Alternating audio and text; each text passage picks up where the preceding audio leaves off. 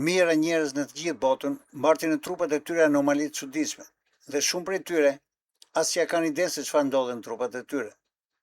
Një pjesë tjetër kërkojnë ndihmën e specialistëve për nxjerrjen nga poshtë lëkurës së tyre të objekteve të çuditshme metalike në forma amorfe. Këto objekte me natyrë magnetike emitojnë sinjale në univers, sado e çuditshme që duket kjo. Sot do të flasim për disa raste të tilla të nxjerrjes së objekteve të tilla nga trupat e disa pacientëve, si dhe për analizat e hollësishme të kryera mbi këto objekte. Kur ne diskutojmë sot për jetën në univers, janë të paktë ata që mendojnë që nuk pranojnë ekzistencën e civilizimeve të tjera apo të jetëve të tjera. Por kur bëhet fjalë për faktet të takimit të civilizimeve të tilla me civilizimin ton, shkalla e skepticizmit rritet në maksimum. Skepticizëm që natyrisht bën pyetje: ku janë faktet? Dhe nuk kam parasysh takime dëshmitarësh me rasta të ndryshme, që quhen të llojit të parë, të dytë apo të tretë. Njerëzit duan fakte konkrete, të prekshme, dhe emisioni i sotëm i është kushtuar pikërisht këtyre fakteve.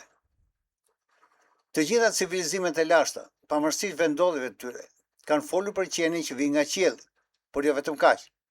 Në shkrimet e lashta bëhet fjalë për qenie të tilla që kanë jetuar së bashku me njerëzit, duke patur një ndikim real në civilizimin tonë.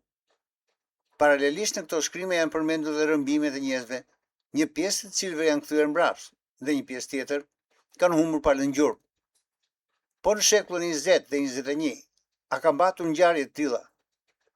Mijëra dëshmitar kanë përvoja të tilla, ku i marrin dhe i çojnë në vende të çuditshme, në të cilat i nënshtrojnë eksperimenteve të ndryshme, duke e kthyer pastaj prapë në tokë. Ne në kanal ne kemi prekur shpesh këtë temë, dhe tashmë kjo nuk përbër më njërisi. Por tema e sotme ka të bëjë me gjurmët e lënë nga këto rrëmbime, gjurmë të cilët na çojnë në civilizime shumë të përparuara se toni. Në botën e ufologjisë, këto fakte apo objekte quhen implante jashtëtoksore dhe nuk kanë asnjë lidhje me përpjekjet që bën mjekësia moderne në studimet e saj. Doktori elit, numri 1 që është marrë me këto tema, quhet Dr. Roger Leir, dhe historinë e sotme do ta fillojmë me pacientin me emrin Tim Callen nga Colorado. Rasti Tim Callen është një nga rastet më të njohura të rrëmbimeve të pretenduara nga UFO, kryesisht sepse përfshin dhe pretendimin për një implant të hequr kirurgjikisht. Në prill të 1978-s, ai pa në ëndër një aksident të rënd automobilistik. Disa ditë më vonë, aksidenti ndodhi pothuajse si në ëndër dhe pësoi dëmtime serioze. Gjatë kurimit, Tim tha se kishte ëndra të çuditshme për një UFO. Në 30 maj 1978, duke udhëtuar natën me bashortin e tij Janet pranë Yumas në Colorado, të dy pa një objekt të madh të zgjatur që fluturonte ulët në një kullot.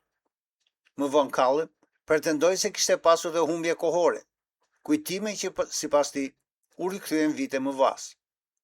Sipas dëshmisë së tij, ai pa tre qenie të vogla 1.2 deri në 1.5 metra, me kokë të madhe, sy shumë të mëdhenj të zinj dhe gojë të vogël, një përshkrim tipik ky i grive. Ai tha se u dërguar në një dhomë shumë të ndriçuar brenda objektit, ku ushtri mbi një tavolinë dhe u bën ekzaminime mjekësore. Kujton se sa një nga qenjet komunikonte në mënyrë telepatike me të, pa lëvizur buzën. Pretendon se ju morën mostra gjaku dhe indi, ndërsa në parakrahun e majt, ju vendos një objekt shumë i vogël metalik.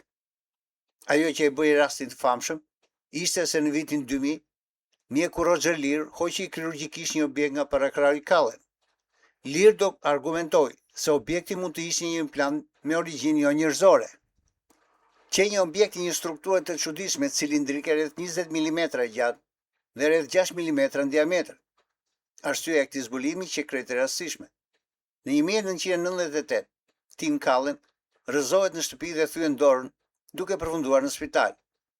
Gjatë radiografisë dhe pastaj dhe skanerit, u vure se nuk kishte ndonjë problem serioz, por ajo që i troqi vëmendjen doktore që diçka interesante.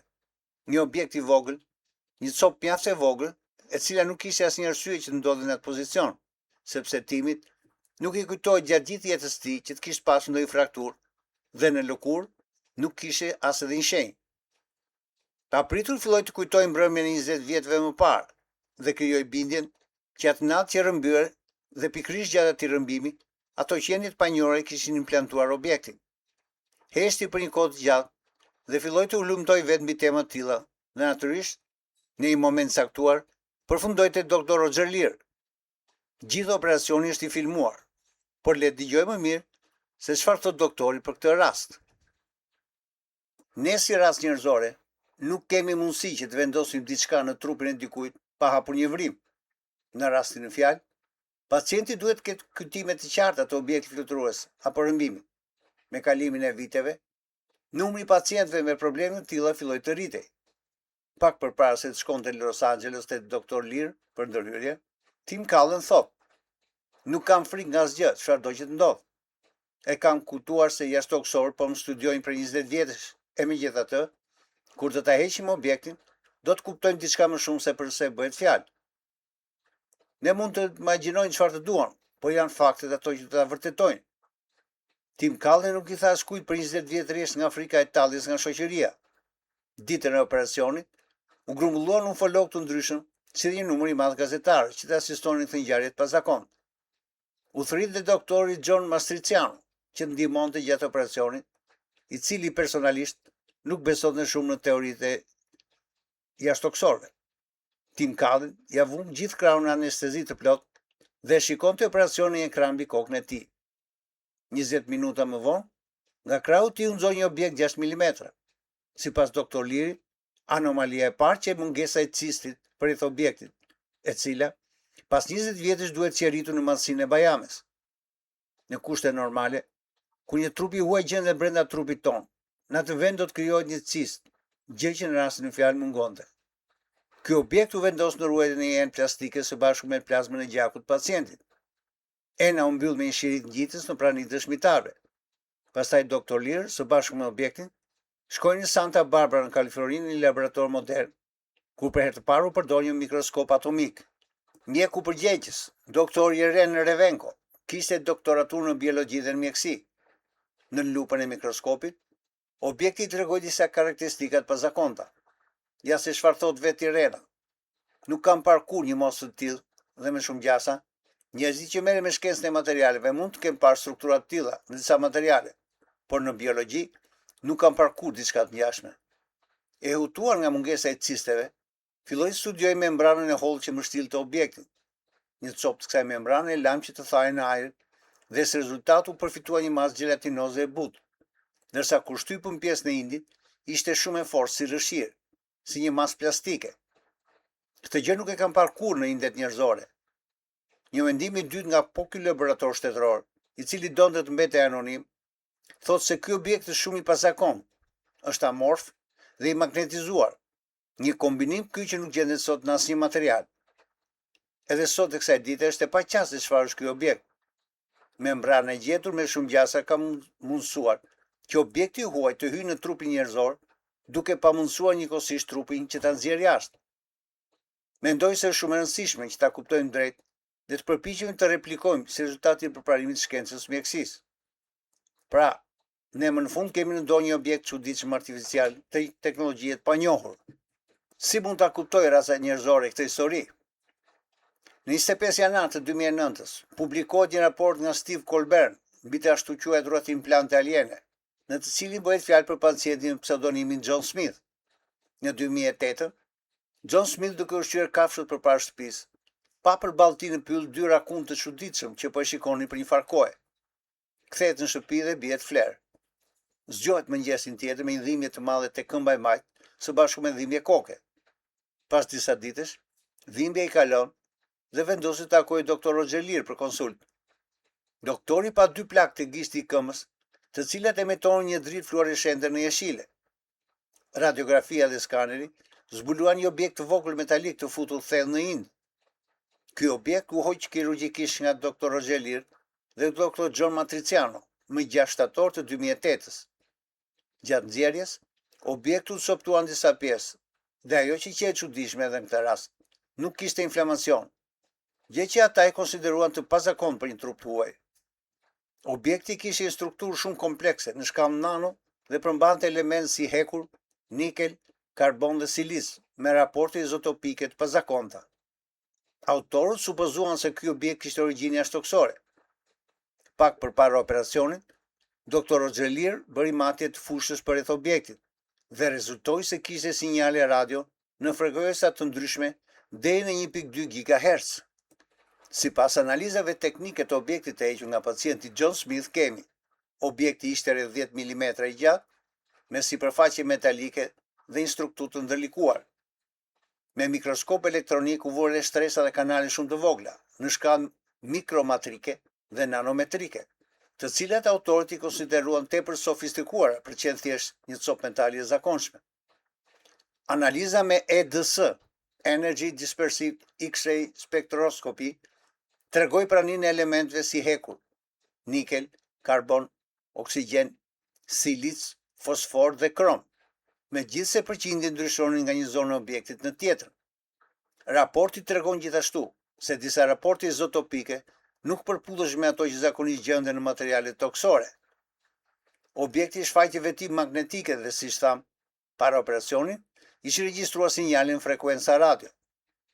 Sipas Steve Colburn, rasti John Smith ishte ndër më të rëndësishmit për disa arsye.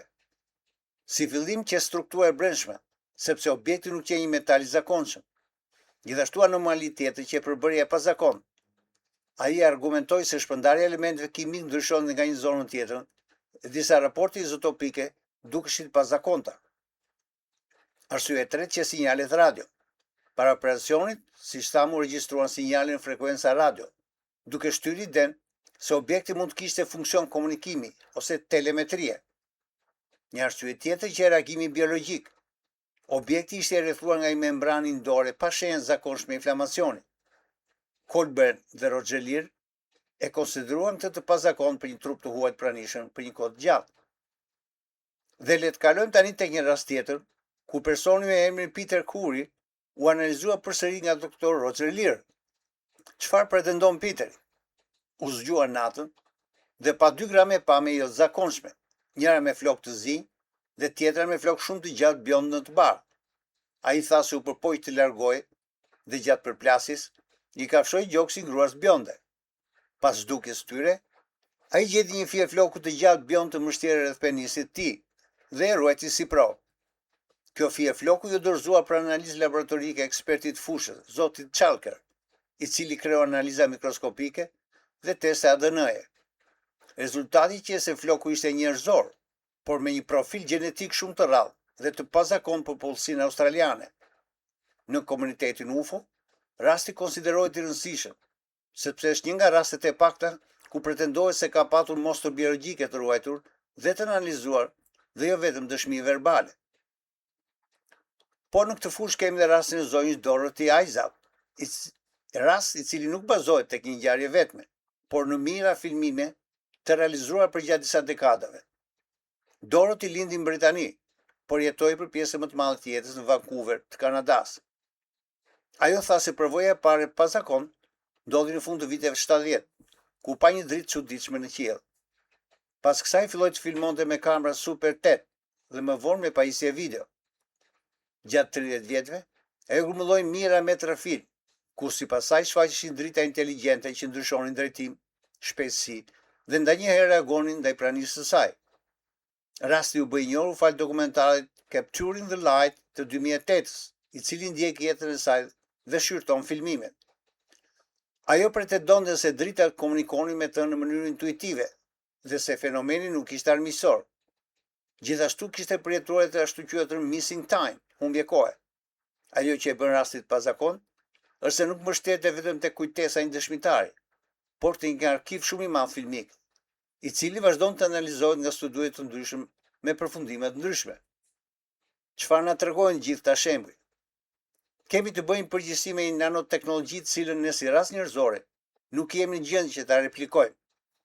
Këto objekte, të cilat nuk janë krijuar nga ndonjë proces natyror në planetin tonë, na tregojnë se vijnë nga një civilizim i cili është vite dritë e larg nga civilizimi ynë. Ndryshimi me ne është shumë i madh. Imagjinoni një farktar në mesjet, i cili pa pritur prodhon një celular.